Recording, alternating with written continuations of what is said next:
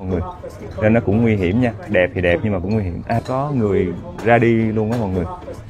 Đây là cái tòa pháo đài được xây dựng đâu đó khoảng cuối thế kỷ thứ, xả mái tóc dài của mình xuống từ trên đỉnh lâu đài xuống tới dưới luôn, thả một cái lọn tóc dài 100 mấy chục mét xuống để hoàng tử leo lên để cứu công chúa. Tóm tắt tập trước. Ở tập trước thì Khoai mướn được nguyên cái xe nhà di động bự thiệt bự, rộng thênh thang, tiện nghi rất là đã. Rồi mình cùng nhau đi siêu thị mua rất nhiều đồ ăn, rồi bỏ đồ ăn vô trong xe. Sau khi mà tủ lạnh rồi mọi thứ trên xe đã đầy đủ đồ ăn thì chúng ta cùng nhau đi lang thang. Và may mắn sao Khoai kiếm được một cái chỗ ngắm hoàng hôn rất đẹp. Và chúng ta ngắm hoàng hôn, ngắm mê mẩn, ngắm cho tới khi mặt trời tắt. Và có một cái điều khủng khiếp xảy ra là Khoai chưa có chỗ đậu cho tối ngày hôm nay. Vì hôm nay chính là ngày đầu tiên chúng ta mướn cái xe này, nên là xe vẫn còn đầy đủ điện nước. Tất cả mọi thứ để mình có thể sống sót qua đêm mà không cần phải đi vô trong bãi dịch vụ. Bãi đậu xe này nằm gần biên giới giữa nước Áo và Đức. Và nằm gần quốc lộ, có rất nhiều những anh chị em đi nhà di động đậu ở đó.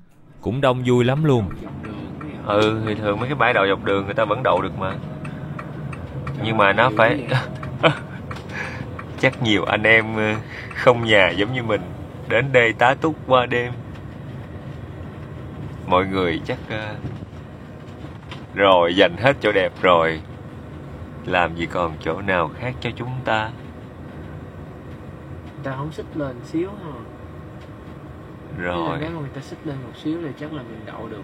Đáng lẽ mình có thể nhét vô chỗ này đúng không? Mà... chắc vẫn vừa quá. Vừa không? Nếu vừa thì đậu. Hay là đậu ngang qua đây nè. Trời, có chiếc xe phía sau dễ thương quá vậy. Nhiều người đậu ở đây lắm mọi người. Một nơi dành cho những người không có nơi nào để đi giống như Khoai. Mở bên đây mới hết hồn nè. Mọi người biết Khoai đem 3 cái vali vì sao không? Vì chúng ta có một cái vali toàn đồ ăn. Hột điều, trời, hột điều ngon xỉu luôn. Đặc sản Việt Nam. Mang lên.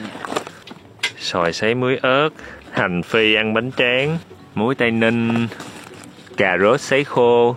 Đây là nước mắm với lại muối. Mấy cái chuyến đi mà không có dài ngày á, thì Khoai cũng không có đem nhiều đồ vậy đâu.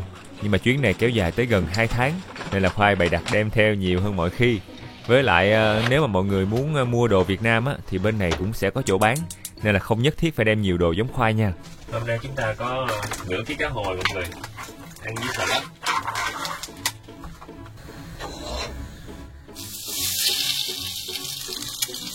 Món này thì ngày hôm nay mình nấu đơn giản thôi mọi người. Cá hồi được ướp sẵn hết rồi. Mình sẽ áp chảo 2 mặt thịt nè, cộng thêm cái mặt da cho nó giòn da. Rồi ăn thôi. Khoai cũng làm biếng làm sốt quá chừng, tại vì trễ rồi mà đói bụng nữa. Để trong nồi ăn luôn, mình đỡ phải đốt lên cái dĩa, đỡ phải dơ.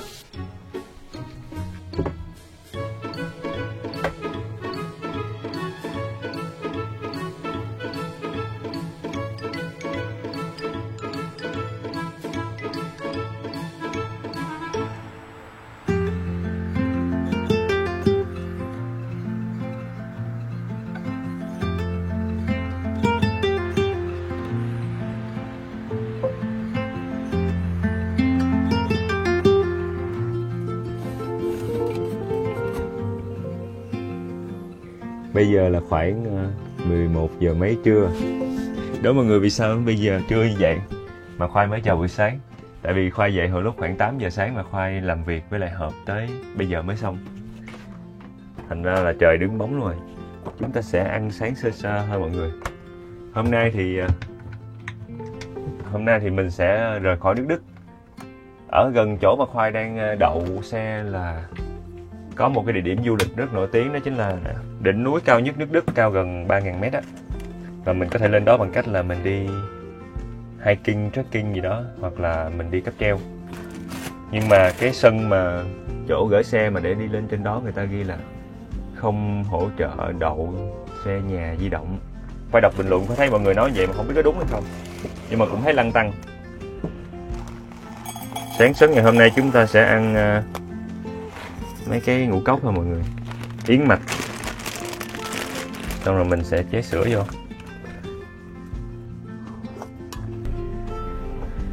Rồi bây giờ chúng ta sẽ cùng nhau khởi hành thôi mọi người.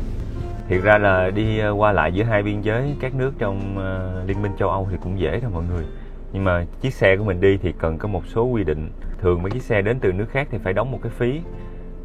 Cái phí đó nó sẽ tùy vào cái xe lớn hay xe nhỏ. Ví dụ xe trên 3,5 tấn thì sẽ phí cao lắm. Còn xe dưới nhỏ hơn hoặc bằng 3,5 tấn thì phí nó sẽ rẻ hơn. Thì ở nước Áo thì người ta quy định là khoảng 8-9 euro cho một ngày, và vé của 10 ngày á, là khoảng 12-13 euro, và nó có vé tháng vé năm nữa. Thì cứ mỗi nước thì mình lại mua cái phiếu đó để mà mình giống như cái phí đường bộ vậy đó, gần giống vậy. 10 ngày là 12,4 euro, một ngày là khoảng 8-9 gì đúng không? Một ngày là 8-9.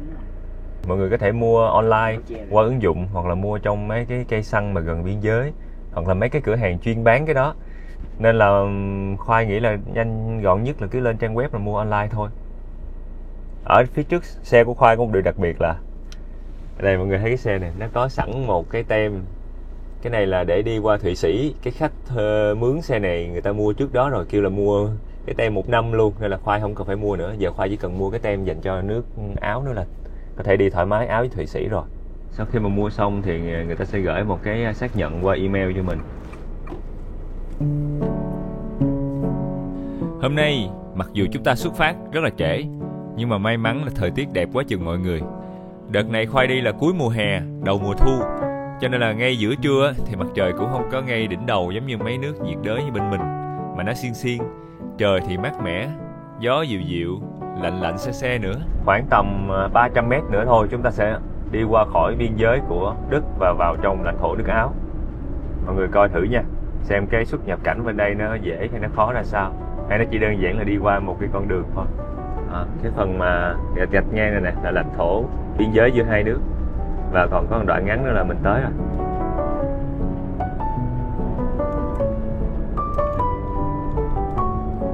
Để coi, Khoai đang nhìn thì phía trước trống trơn à, không có trạm kiểm soát, cũng không có ai hết.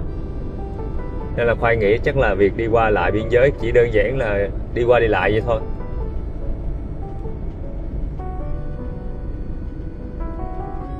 Rồi, chính thức chỗ này chính là biên giới giữa Đức và Áo. Chúng ta có một cái cột mốc nho nhỏ bên tay phải, rồi một cái bảng chào mừng nhỏ nhỏ luôn. Rồi xong, chính thức đi vô lãnh thổ nước Áo một cách đơn giản. Ban đầu mọi người Khoai nghĩ là mặc dù là cùng chung là Liên minh châu Âu rồi, Khoai nghĩ chắc là cũng phải có một cái sự kiểm soát nho nhỏ nào đó khi mà đi qua lại biên giới. Nhưng không, mình lái xe như vậy, mình đi thẳng qua một cách rất bình thường, và không có một cái người nào kiểm soát, cũng không có một cái gì ràng buộc hay là khó khăn hết. Nên cứ đi qua đi lại thoải mái thôi, chạy một cái cung đường bình thường thôi. Nhưng mà Khoai thấy khung cảnh rất là đẹp, cây cối rồi núi non cái kiểu. Rồi ở trong kia nó cũng chảy ra kìa. Rồi muốn đi bộ dưới suối đó quá à. Thế là nó bằng mà. Ở đây á, Khoai thấy người ta đi xe đạp nhiều, đi bộ nhiều, đi leo núi nhiều. Cảm giác như là cuộc sống mọi người gắn liền với vận động vậy đó. Nên là qua đây cái mình thấy người ta đi vậy, cảnh đẹp vậy, mình cũng muốn được đi xe đạp giống vậy, hoặc là đi leo núi. Nhưng mà đợt này thì Khoai kéo theo cái nhà di động như vậy. Cái nhà di động nó cũng có một cái hay là mình có thể chủ động được nơi ngủ nghỉ của mình bất cứ thị trấn nào mình muốn. Nhưng mà cũng có một cái bất lợi là sẽ có một số nơi người ta không có cho mình đậu cái nhà này lại, hoặc là đồ đạc mình để trong nhà đó, mình mà đi xa quá mình cũng cảm giác không an tâm lắm. Biết là ở châu Âu tình hình an ninh ở những cái khu vực này nó cũng tầm tạm rồi, nhưng mà để những cái thiết bị máy móc quan trọng của mình trong một cái xe và mình đi tới 8-9 tiếng đồng hồ thì không an tâm để mà đi như bình thường.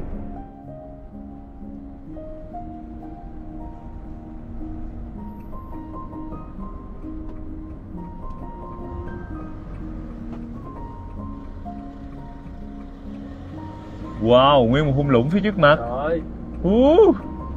Đẹp quá vậy. Trời ơi, xanh mướt luôn. Ơi mát kìa. Mát ha. Bây giờ mình cứ đóng cửa. Mở cửa sổ ra là bao mát luôn, còn xe mà đóng cửa lại nó lại bị hầm.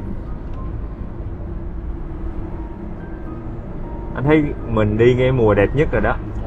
Cỏ xanh, cây xanh. Mọi thứ đều xanh mướt.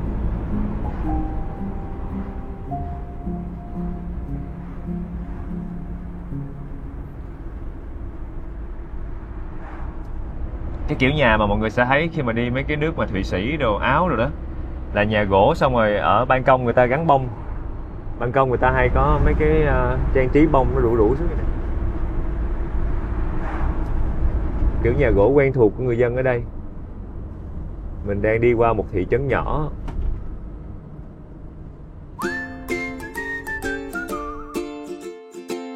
Thị trấn này cũng rất là đẹp, nhưng mà rất tiếc là hôm nay mình sẽ không có nhiều thời gian ở đây. Khoai sẽ thẳng tiến rời khỏi thị trấn và mình đi về hướng mà cái ngọn núi trắng trắng ở phía trước á. Ngọn núi trắng đó chính là ngọn núi cao nhất nước Đức. Nhưng mà để ngắm ngọn núi này đẹp nhất thì lại nằm ở phía nước Áo ngắm qua mọi người.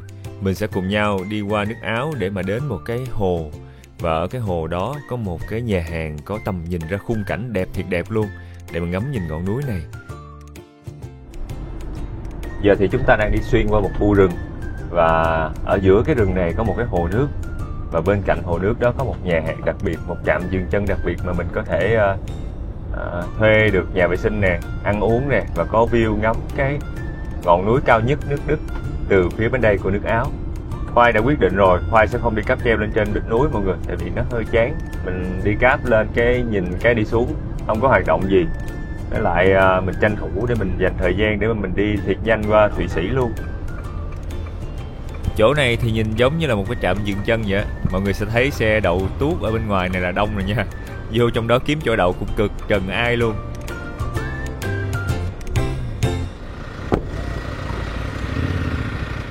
Giới thiệu mọi người, đỉnh núi Zugspitze.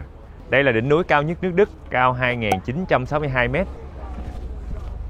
Và có một điều rất đặc biệt là đỉnh núi này có một màu trắng rất là sáng. Nhất là mùa đông á, khi mà có tuyết ở trên đỉnh á, thì nó càng trắng hơn nữa. Còn bình thường đang là mùa hè thì màu trắng của nó sẽ không bằng.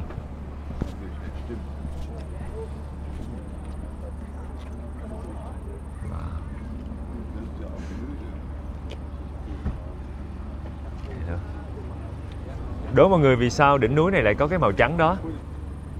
Đó là vì nó được tạo thành phần lớn là từ đá vôi á. Mà đá vôi này thì có màu trắng, khi mà ánh sáng chiếu vô nó sẽ có cái màu trắng trắng xám xám, rất là nổi bật luôn.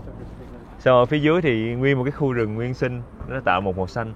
Còn ở dưới thấp nữa là nguyên một cái hồ nước màu xanh ngọc bích nữa. Nên là thành ra cái chỗ này nó tạo một cái tầm nhìn rất là đặc biệt.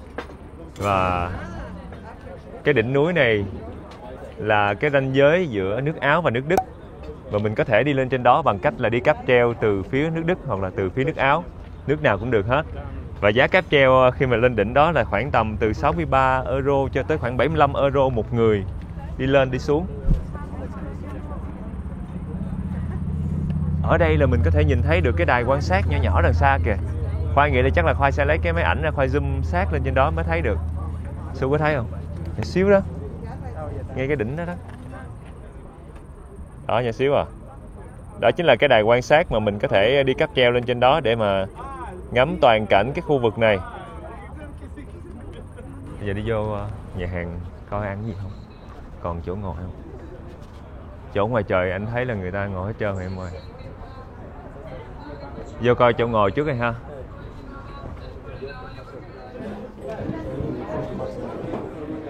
Để mà có được chỗ ngồi đẹp trong nhà hàng này thì Khoai phải đợi đâu đó khoảng 15-20 phút. Còn nếu mà mình chỉ đơn giản là muốn kiếm chỗ ăn á thì vô là có bàn sẵn để ăn mọi người. Nhưng mà chỗ đẹp thì chỉ có một cái hàng bàn sát ở mép ngoài cùng là đẹp nhất thôi.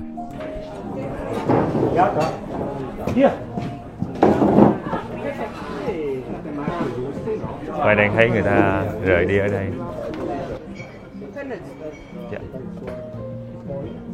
Wow, một bàn ăn rất đẹp luôn mọi người. Và chúng ta sẽ ngồi đây hơi nắng một chút nhưng không sao. Hỏi người ta kéo dù xuống được. So you want that here? Dạ. Hả? Was möchtest du zum Trinken? Kann ich gleich aufnehmen. Ngồi bên đây là đỡ nắng nè. Mình sẽ thấy được nguyên một cái ngọn núi đá vôi phía xa trắng xám xám sáng rực. Người ta kêu là mùa đông á, chỗ này còn đẹp hơn nữa, tại vì tuyết nó phủ phía trên, nó sẽ làm cái núi nó trắng hơn nữa và khung cảnh nó còn đẹp hơn. Hay thì cái tự nhiên ở dưới có một cái hồ xanh, rồi cây cối, cây nguyên sinh, xong rồi mấy cái đỉnh núi nhọn nhọn phía trên. Công nhận cái tiệm này không biết sao mà lấy được cái mặt bằng chỗ này đã ghê á. Kiểu cái mặt bằng này đẹp nhất nguyên cái cung đường này, và đây cũng là cái nơi đẹp nhất nhì để mà ngắm cái đỉnh núi cao nhất nước Đức ở đó. Tính ra là cũng suy nghĩ tới việc là làm sao để cạnh tranh tiệm này mà thua mọi người. Tiệm này là cái khả năng mặt bằng quá cao, không thể nào cạnh tranh được. Ê, bàn mình tính ra cũng đẹp rồi đó. Mình vô sau, mình ngồi chờ xíu mà thấy ra cái view quá đẹp. Thấy nguyên cái mảng hồ. Thấy nguyên cái hồ mà kiểu cảm giác giống như là nước xanh màu ngọc bích nha. Chưa kể ở dưới đó là nó còn có cái màu trắng giống như là cát trắng á, nhưng thật ra đó là cái đá vôi, nên là nó sẽ có màu trắng trắng xám xám kết hợp với màu xanh ngọc bích của hồ. Coi thấy bà con cô bác cũng đi xuống dưới đó bơi lội nhiều lắm. Trời, cảnh gì mà đẹp dữ trời. Cái mặt hồ nó đang đẹp. Khi mà vào mùa đông á, là nó sẽ có tuyết đóng ở trên đỉnh núi, và ở nơi đây từng có một cái vụ sạt tuyết mà đã có người ra đi luôn á mọi người, nên nó cũng nguy hiểm nha. Đẹp thì đẹp nhưng mà cũng nguy hiểm. Đồ ăn mình tới rồi. Dạ, thank you. Khoai kêu mì Ý spaghetti. Su thì nó ăn cái này là hơi bị chiên hơi nhiều. Cái này thịt heo chiên giòn lên với lại khoai tây chiên. Mấy người ngồi ngoài nắng anh thấy người ta đội nón vừa ăn luôn á. Ở đây ngồi ăn nè, mà bạn có thể nhìn thấy được cảnh đẹp ở đây. Cái muỗng dĩa ở đây ta để ngoài nắng vậy chắc là khử trùng dữ lắm luôn mọi người. Rồi. Hơi bị ít thịt và hơi bị ít phô mai nha. Thôi mọi người thông cảm, cái view đẹp quá cho nên là đồ ăn nó sẽ hơi tương đối thôi, nó không được xuất sắc. Wow, khẩu vị ở đây á sẽ là vị mặn và vị chua. Khoai không có cảm giác được vị ngọt ở trong mì Ý luôn.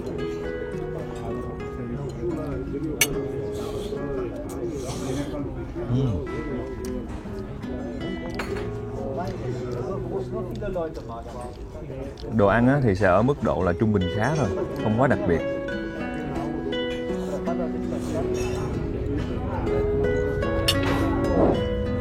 Quan sát xung quanh á, thì Khoai thấy có nhiều khách người ta cũng không kêu đồ ăn đâu. Người ta vô đây người ta kêu một cái ly nước người ta uống, rồi ngồi nói chuyện bạn bè, ngắm cảnh thôi là đủ rồi. Quán cũng không có bắt buộc là mình phải ăn, nên là mọi người tới đây mình có thể kêu nước uống thôi cũng được, coi như là một cái trạm dừng chân có cảnh đẹp. Và nếu ai có thời gian thì nhớ chạy xuống dưới cái hồ. Ở phía dưới đó có một cái bãi giữ xe, mình có thể đậu lại và tắm nước hồ được luôn. Và tiền phí đậu xe là khoảng 15 euro cho một chiếc xe 4 chỗ, xe hơi nhỏ nhỏ mọi người. Cái bãi đậu ở dưới hồ mới tính tiền nha, còn bãi đậu ở trên này là miễn phí.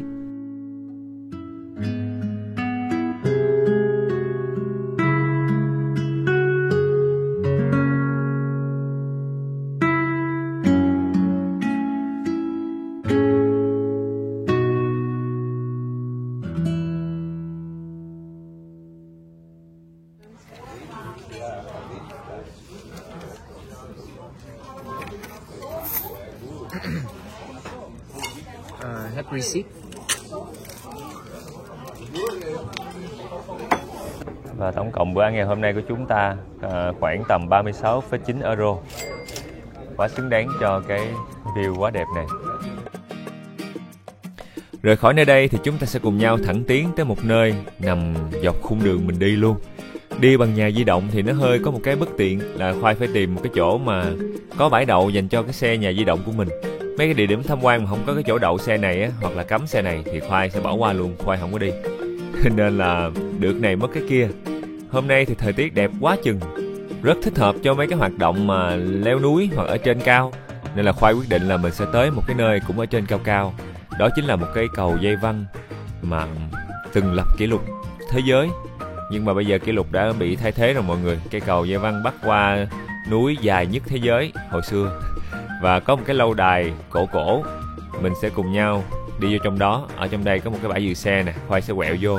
Nhưng mà trước cái bãi giữ xe này lại có một cái biểu tượng là cấm xe nhà di động, cấm những cái xe cắm trại. Nhưng mà nhìn kỹ hơn một chút thì phía trước mặt chúng ta lại có một cái bảng nhỏ nhỏ. Trên bảng đó ghi là mấy cái xe nhà cắm trại thì đi qua bãi đậu xe B2, B3. Thì ra là cái bãi đậu xe khác, còn cái bãi này thì người ta không có cho đậu. Vậy nên là Khoai quyết định là đi thẳng lên phía trước luôn, kiếm cái bãi B2, B3 để mà mình đậu xe của mình. Đúng rồi, B2, B3B. Xe nhà di động của mình sẽ có một cái khu vực riêng để mà mình đậu. Ủa này con gà sao nó lời quá vậy? Và đây chính là cái nơi mà người ta bán vé, soát vé của cái khu mà tham quan của mình đó mọi người. Và cái chỗ đậu xe của Khoai sẽ phải đi xuyên qua cái khu du lịch này luôn. Rồi mình đi thêm cả 700-800 mét gì nữa mới tới chỗ đậu xe.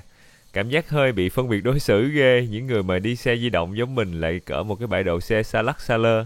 Mà chưa kể là mấy người đi xe nhà di động như Khoai á, phải đóng cái tiền vé gấp đôi, thậm chí nhiều khi gấp 3 lần mấy cái người đi xe hơi nhỏ nhỏ. Ở bên này người ta bán vé tham quan du lịch á, nó không quá mắc đâu. Nhưng mà vé đậu xe á, thường nhiều khi nó còn mắc hơn vé tham quan nữa mọi người. B3 và B là xe camping. Tự nhiên sao mình bị phân biệt đối xử đi vô trong kẹt dưới trời. Rồi đi bộ ra. Chắc là tốt kia kìa. Rồi chúng ta sẽ đậu ở xa lắc này luôn.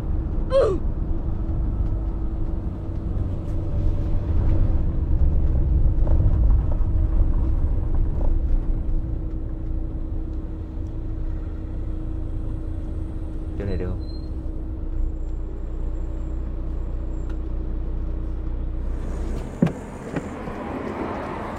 Mỗi lần mà mình đậu xe ở bãi mọi người sẽ có một cái máy để mình trả tiền đậu xe ở đây. Có thể quẹt thẻ hoặc là xài tiền xu. Tiền xu thì bỏ vô cái kẻ này, còn quẹt thẻ thì xài cái máy dưới này. Giá đậu xe cho nhà di động của chúng ta là độ mắc quá vậy? 12 euro. 12 euro là tương đương với khoảng 400.000, 350, 400.000 tiền Việt Nam mình cho cái chỗ đậu xe này thôi đó. Khoai đã có một cái nón và mọi người sẽ nhìn thấy có một cây cầu dây bắt ngang qua cái hẻm vực dài lắm, và cái cầu này đã từng giữ kỷ lục là cái cầu dây dài nhất gì thế giới, kỷ lục Guinness luôn á, mà sau này thì bị phá vỡ rồi. Đi bộ cỡ 400-500 mét nữa thì cuối cùng mình đã nhìn thấy được ở bên dưới cây cầu. Nhìn lên mọi người sẽ thấy giống như là người ta đang đi trên một cây cầu trong suốt, nhưng không, cây cầu này không có một miếng kiến miếng kính nào hết trơn á. Đố mọi người nó làm từ vật liệu gì? Cảm giác giống như là đang đi trên mây vậy đó. Và chúng ta sẽ đi vô trong đây để mua vé. Hình như là mình tự mua em ơi. Đây là toilet mà. Thang máy bên đây. Làm hết hồn.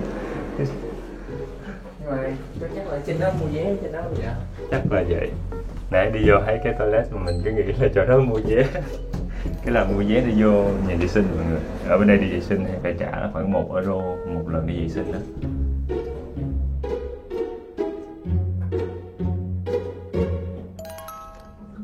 Mua vé cũng tự động luôn.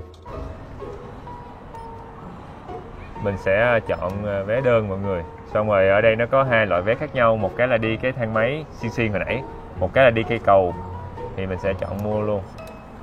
Xong rồi chúng ta sẽ có hai cái vé. Một cái dành cho thang máy, một cái dành cho cây cầu. Và hai cái biên lai ở đây.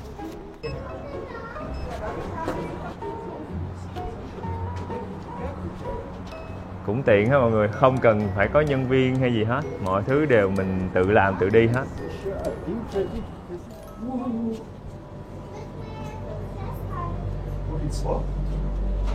Mình đứng ở dưới này đi, để mà mình có thể thấy được. Rồi để nó chạy lên, Khoai nghĩ cái chỗ này sẽ trống và mình có thể nhìn thấy được cảnh. Please press the start button.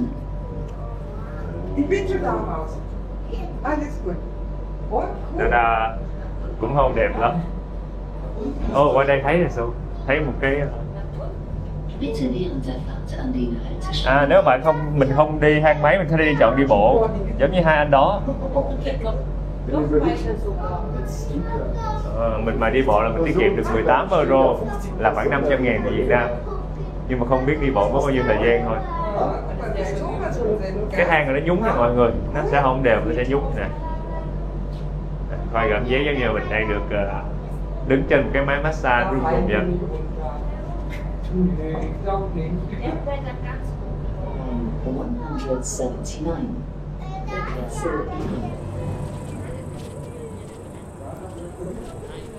Mấy giờ?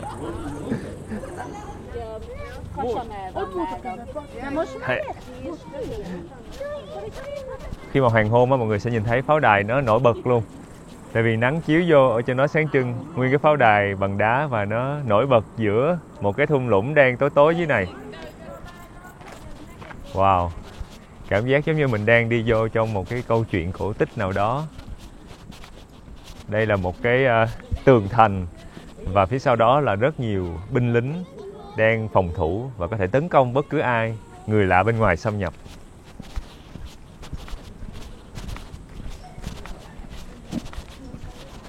Cái zip line này là 4 giờ chiều đóng cửa rồi. Ủa? Hồi nãy Khoai còn tính là mình đu dây xuống của mọi người, nhưng mà 4 giờ chiều đóng cửa mất tiêu rồi. Cái cầu kính. Đây là một pháo đài phòng thủ rất là quan trọng. Nó là một trong những cái nơi mà vừa là phòng thủ mà vừa là một cái nơi để thu thuế. Tại vì nó đang trên một cái con đường qua cái thung lũng á, và cái con đường hẹp này thì người ta thu thuế cái thời đó. Cái cầu này nó cũng nhìn dễ thương quá vậy. Cầu này nhìn cũng dễ đi rồi mọi người. Nó kiểu là thép ở dưới. Ôi trời ơi. Và mình đi thì nó hơi lắc lắc, hơi nhồi nhồi, cũng không ghê lắm.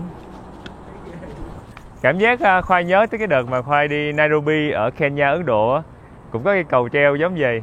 Nhưng mà cái cầu đó kiểu làm nó thô sơ hơn, còn này nhìn thép đồ chắc chắn quá chừng.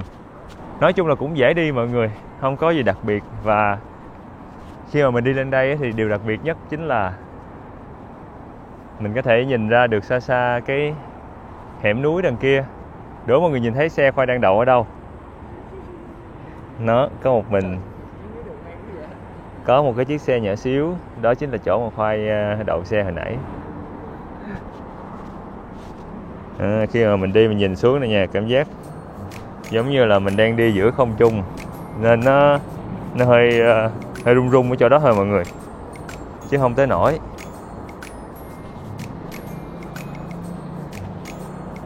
Cái cầu này dài tới 406 m lận, cho nên là đi qua đi lại hai đầu là cũng gần 1 cây số. Mình đi theo kiểu mà chậm thì nhiều khi mất cả 10-15 phút lận. Cho nên kinh nghiệm dành cho ai mà sợ độ cao là lỡ mà đi lên cây cầu này rồi thì Khoai nghĩ là mình cứ đi thẳng luôn. Mình đi càng chậm thì cái nỗi đau của mình sẽ càng kéo dài. Mình hãy hiên ngang đi thẳng về phía trước, không sợ gì hết. Tại vì sao? Vì hai bên nó đã có lưới thép bảo vệ. Ở dưới này cũng vậy. Nên là mình không có lo là mình sẽ bị ngã qua đây qua kia.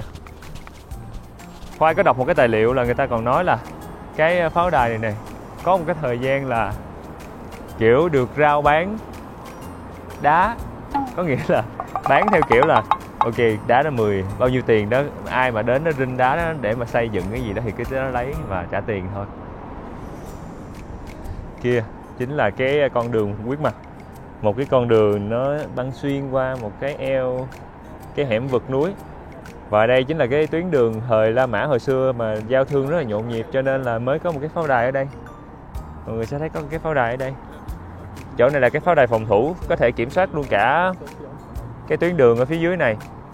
Bây giờ thì cái chỗ này sau thời gian nhiều thăng trầm lịch sử thì bây giờ nó kiểu giống như là gần như là phế tích thôi mọi người.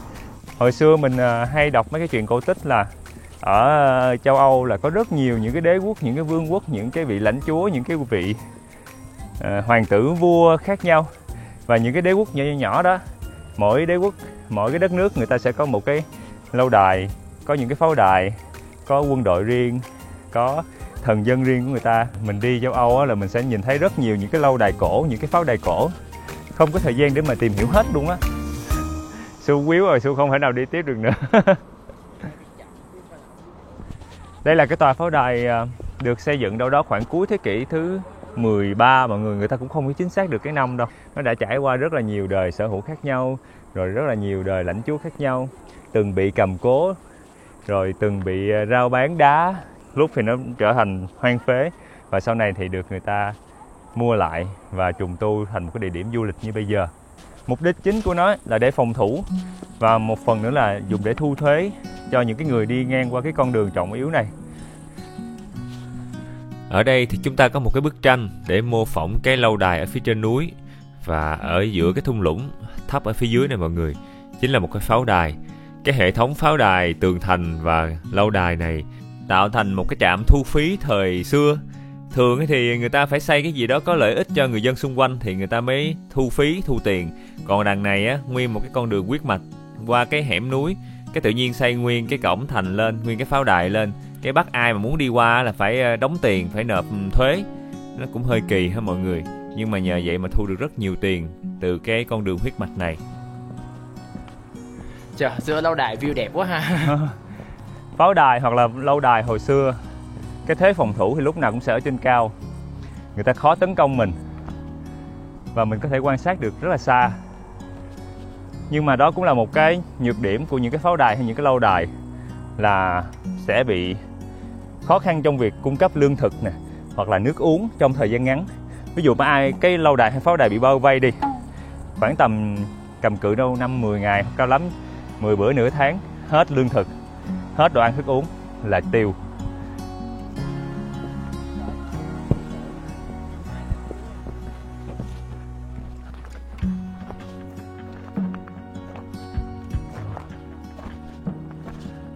Mấy cái đá này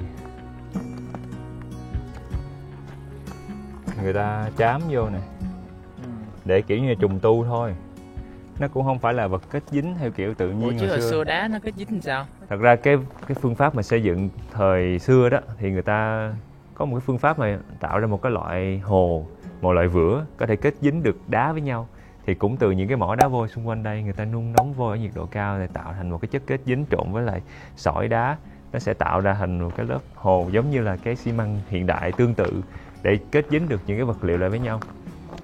Nhưng mà bây giờ thì đi vô trong công trình này thì Khoai nhìn thấy được là cái cách mà mọi người phục dựng nó hơi mang tính cá nhân và kinh phí có thể là không quá nhiều để mà làm á, nên là người ta cũng làm ở mức độ tương đối thôi.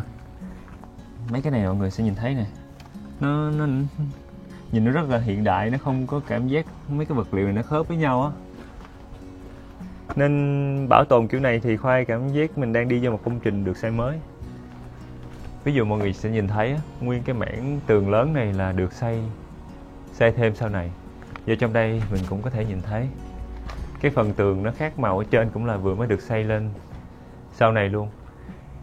Hồi xưa thì cái chỗ này nó như là một cái phế tích thôi mọi người, nó chỉ còn được cái nền móng và cái phần mà cốt của cái tường thôi. Sau này là người ta xây lại hết. Chỗ này cũng vậy, xây lại.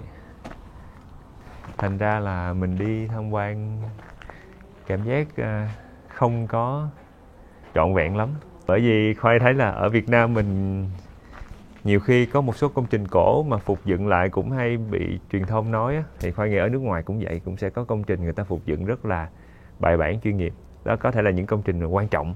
Còn những công trình mà giống vậy, nó địa phương hơn và nó ít được quan tâm nhiều hơn thì người ta bảo tồn và phục dựng nó cũng mang tính chất tương đối và nó cũng không có bài bản bằng.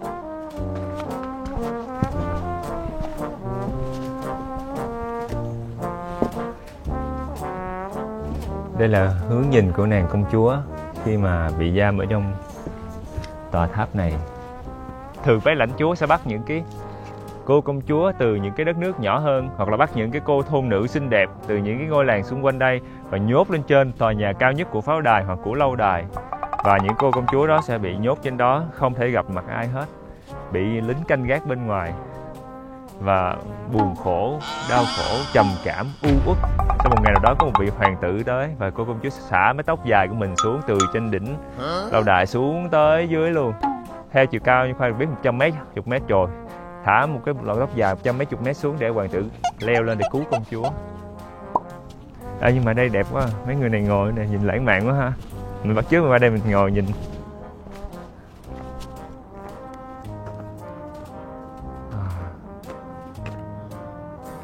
Rồi nắng ray nắng nè. Rồi ngồi đây chơi một xíu nữa rồi mình sẽ đi lên trên đỉnh lâu đài rồi mình đi về.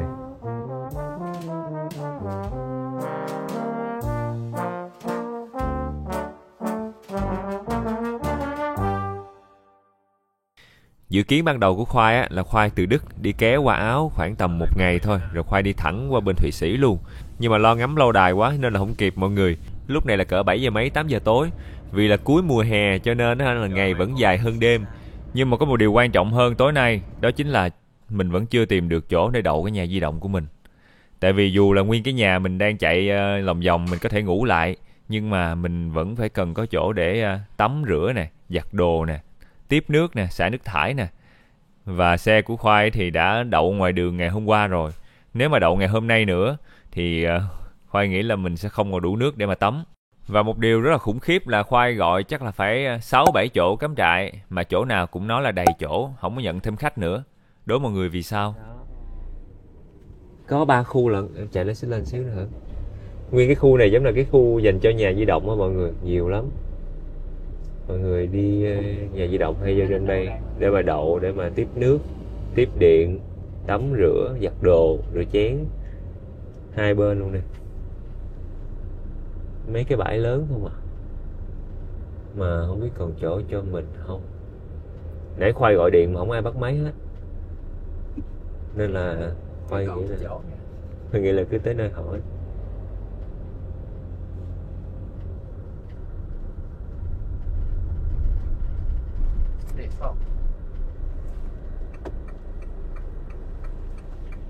Hết luôn rồi. Hết chỗ hả?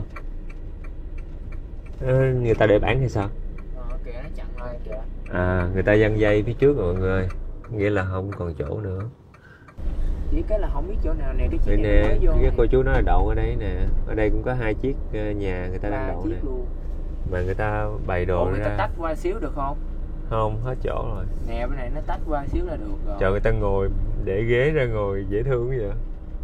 Người ta đậu ngoài đường nhiều lắm mọi người, vì đang là lễ hội bia của Đức. Cho nên là khách du lịch dồn tới đây nhiều quá, nên là hầu như chỗ nào cũng hết chỗ đậu. Khoai không biết tối nay mình có phải lang thang ngoài đường hay không nữa. Hỏi được không? Mấy cái bãi trong đây thì đầy hết rồi. Thấy rộng quá vậy. Rộng mà ta để cái bảng là đầy rồi. Cho nên giải pháp của chúng ta là kiếm một cái bãi đậu nằm ngoài, giống như là một cái sân đậu tư nhân á. Ở đây Khoai thấy có một quán ăn, quán cà phê gì nè, mà có mấy cái ô đậu ban đêm người ta không xài, nên là Khoai vô hỏi thử. Do you have any slot for RV car? Yes, yeah. And how much for? You can in this area parking. Yeah, Yes. This tomorrow 10 o'clock. 10 o'clock. Yeah. Before. Tomorrow 10 o'clock. Yes. Although you go inside tomorrow. Yes. Yeah. Okay. Yes. And how much for this? 20 euro. 20 euro. And do you have any place for shower? Take a shower? We have card system. Sorry. Check. Tomorrow you can. But in this time no. No. Just parking. You're parking. Tomorrow 8 o'clock reception open. Ah, yeah. Okay. Morgan you can shower.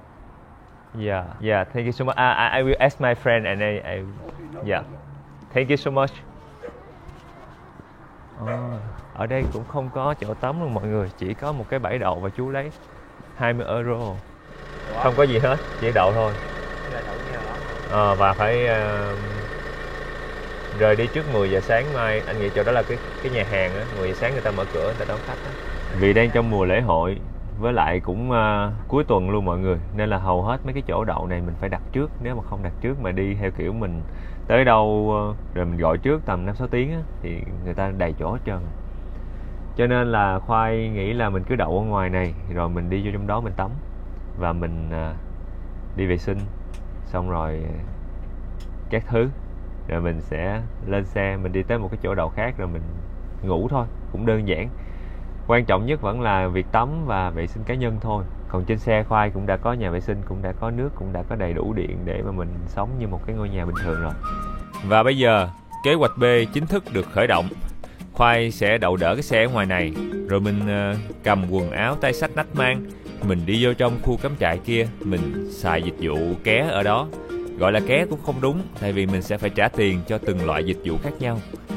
Có những cái khu cắm trại người ta sẽ không có tính tiền những cái người đậu ở trong bãi, thì những cái khu đó mình sẽ không có xẻ ké kiểu này được, tại vì như vậy là nó kỳ. Còn cái khu này, những cái dịch vụ mà như là tắm gội nè, hoặc là giặt giũ, người ta sẽ tính tiền riêng, nó không có nằm chung trong cái gói đậu xe. Nên là Khoai quyết định là mình đi vô trong này luôn, mình coi cái giá tiền, để mà mỗi lần tắm là bao nhiêu, mỗi lần giặt đồ là bao nhiêu, rồi mình cầm theo tiền để mà mình mua những cái dịch vụ đó. Thì khi mà đi vô trong cái khu vệ sinh thì chúng ta sẽ nhìn thấy, đập vô mắt của Khoai là một cái máy đổi tiền. Tại vì ở đây người ta sẽ xài tiền xu, mình chỉ cần có tiền xu và mình sẽ mua từng phút tắm một. Mọi người không có nghe lầm đâu, mua từng phút tắm một thiệt luôn á. 1 euro đổi lấy 5 phút tắm. Ở đây có một cái máy mà mình có thể bỏ tiền trong đây và mình có thể tắm được. Trung bình là 1 euro mình sẽ được 5 phút nước chảy, và mình chỉ cần bỏ tiền trong đây thì nước ở đây sẽ chảy xuống và mình sẽ tắm thiệt nhanh.